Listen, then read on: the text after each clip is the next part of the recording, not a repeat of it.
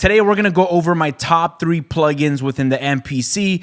These top 3 plugins have been the most used plugins for the past 2 months while I've been making beats. It's different for me all the time. I like to explore and try different things, but for the last 2 months, these are the 3 plugins that I've been using non-stop. These plugins are obviously gonna work on the MPC 1, MPC X, and MPC Live. If you guys already been using the MPC or are interested in jumping into the MPC workflow, let me just tell you real quick, the MPC has tons of plugins that you can use in standalone mode, which are awesome. They're really good, but these are the top 3 plugins that I've been using as of lately. All right, so jumping into the first plugin is gonna be a plugin that I use on my drums, and this one is the Air Drive, and this is a saturator distortion plugin that I really love on drums. If you guys already know, if you're following this channel, you know we enjoy sampling records and we love the art of just boom bap sampled bass music production, and that's what I do in the MPC 1. Now the reason why I love this plugin so much is because it just adds some saturation and some distortion to your drums. Now I use it very subtle. One of my biggest pet peeves has been just sampling live records with live musicians, live instruments, and then I come in with some clean one-shots that sound so crisp and clean. I don't like the sound of that because that just separates my production. It just sounds like my drums are over here and my samples over here, and it just does not glue together very well. And I want us to listen to this just raw, just the beat by itself.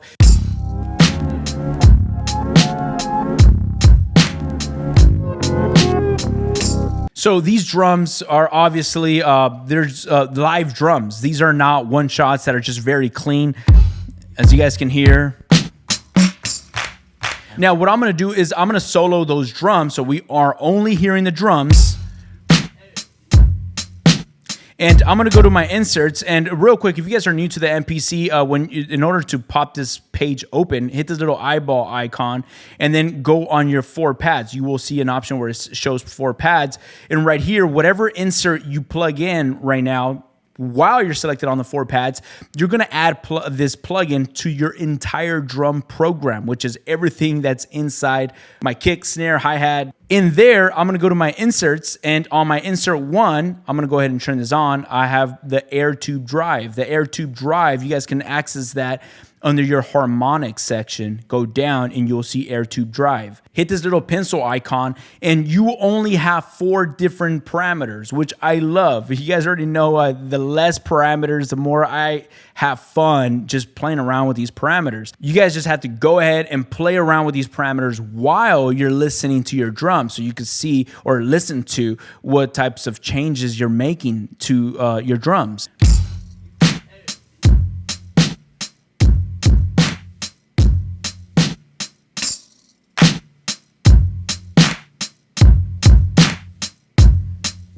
Now, what I like to do is I'm gonna go get off of solo, and I wanna hear all these changes within the sample that I'm working with.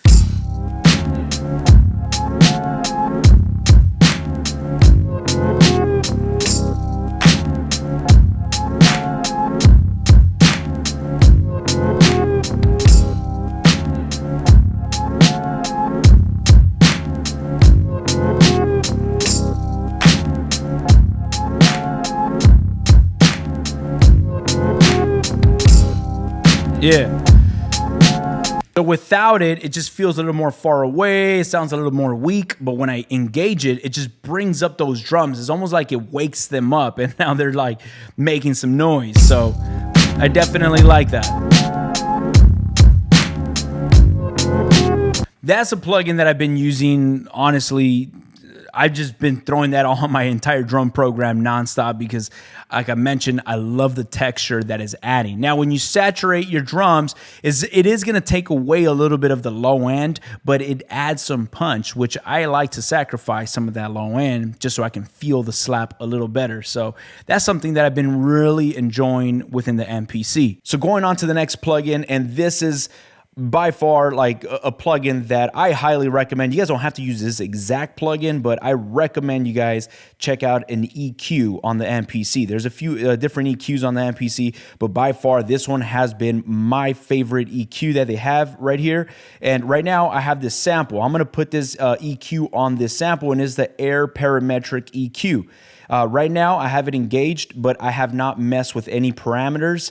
And an EQ is very important, at least for me, because it's going to help me shape the sound of my samples, whether it's my drums, my sample chops, or any other instrument element that I have in this mix. Right here, you got your highs, your high mids, and your low mids, and your lows. If you are like, man, I don't know anything about frequencies and these numbers freak you out, like, do not worry about it. The important thing to do, and what I highly recommend if you're not too familiar with frequencies, is put it on your sample or on your drums, and as soon as you have it on your track, hit play on the MPC and start dialing up these knobs and listen to what it's doing to your sound. If it feels right to you, if you hear it and it sounds right to you, stick with it. And if it doesn't, then undo it. Right here we have the sample, and we'll start with our high frequencies. Right here, you got your frequency spectrum. If you want to go to 10K, 7K, 5K, I highly recommend you guys get familiar with these numbers. If you don't know how they sound, it's okay. All you got to do is go on this high section and go to your gain and crank up that gain. Don't be afraid of it. You can definitely listen to what it's doing. Now go to your kilohertz and sweep through the frequency spectrum and see what sounds right to you.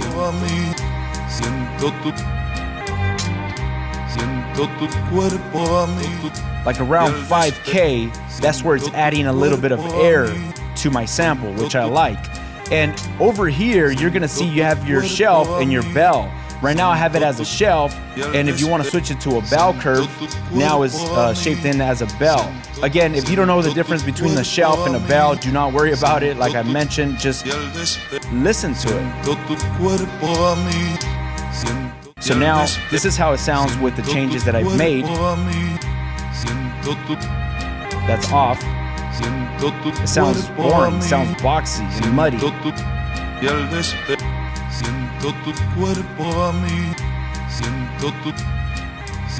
Now, the other cool thing about this EQ and why I like this one so much is that you can actually bypass certain your highs, your high mids, and your lows and your low mids. So you can turn them off and on.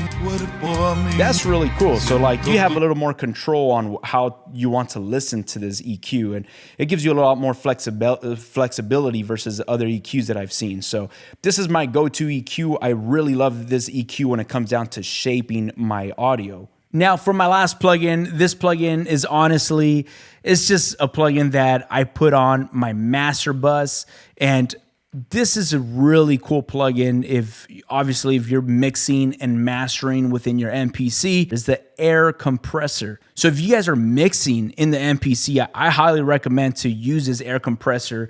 Honestly, you don't have to use it on your master bus, but it sounds so good on my master bus that it just glues everything together. My drums, my sample, and my bass, it comes together very natural, and it sounds like it's one track, like it's an actual beat instead of 3 separate tracks. All right, so what I'm gonna do is I took off the plugin and I'm gonna go ahead and hit play. I will put in the plugin and I'll start tweaking that plugin to my personal liking. Yeah, I recommend you guys try your own settings, play around with the plugin. Don't just copy what I have going on my end, because it's a different beat and it's gonna sound different for everybody. So let's go ahead and hit play and start playing with this plugin.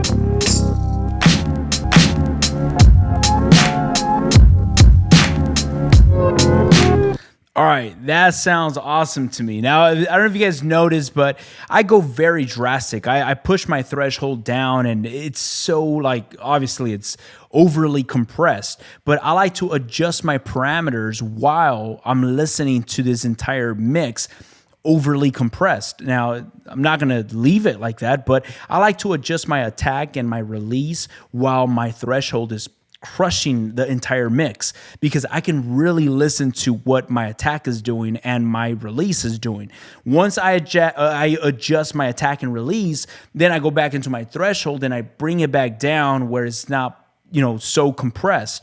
Once I bring it back down, as you guys can see, this gain reduction middle meter, I'm actually seeing that is reducing.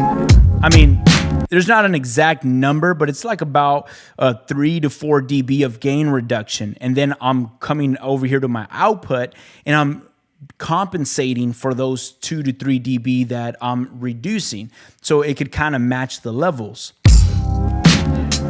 Another thing you guys can see is on your input is coming in at -2 dB and my output is at -1 dB.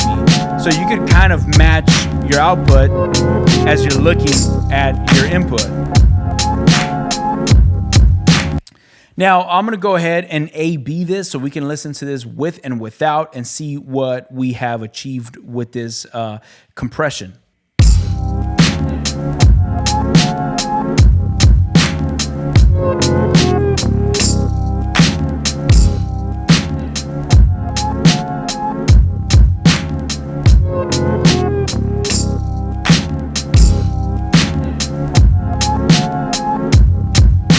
Man, I don't know if you guys can hear this, but it's definitely putting everything together. It's like if you have 3 separate tracks. In this case, I'm using drums, bass, and sample.